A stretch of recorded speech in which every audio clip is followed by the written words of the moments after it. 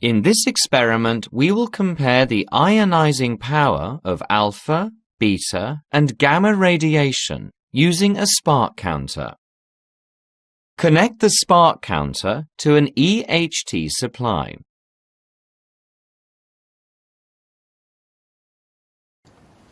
Gradually increase the voltage until sparking occurs.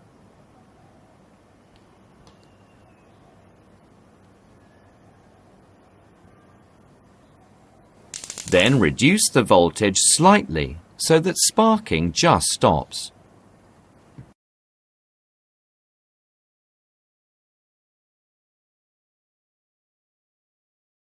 Hold an alpha source about 1 centimeter above the wire gauze.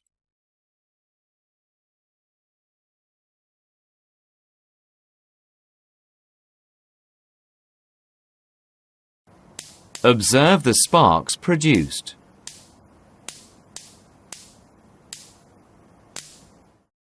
Repeat with a beta source.